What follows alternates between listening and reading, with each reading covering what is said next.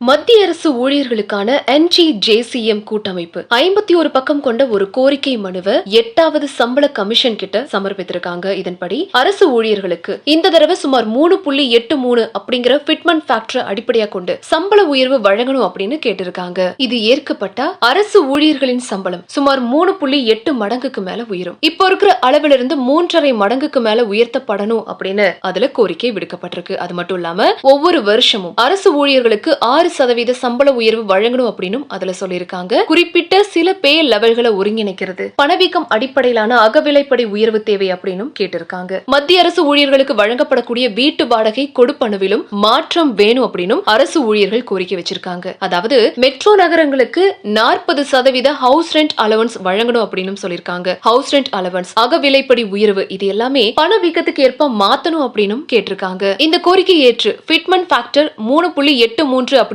நியமனம் செய்யப்பட்டா இப்போ 18,000 ரூபாய் குறைந்தபட்ச அடிப்படை சம்பளம் வாங்கக்கூடிய மத்திய அரசு ஊழியரின் அடிப்படை சம்பளம் சுமார் 69,000 ரூபாயா உயரும் அப்படின்னு சொல்லப்படுது. லெவல் 10 அப்படின்ற நிலையில வேலை செய்யக்கூடிய ஊழியர்களுக்கு குறைந்தபட்ச அடிப்படை சம்பளம் சுமார் 2.25 லட்சம் ரூபாயா அதிகரிக்கும் அப்படின்னு சொல்றாங்க.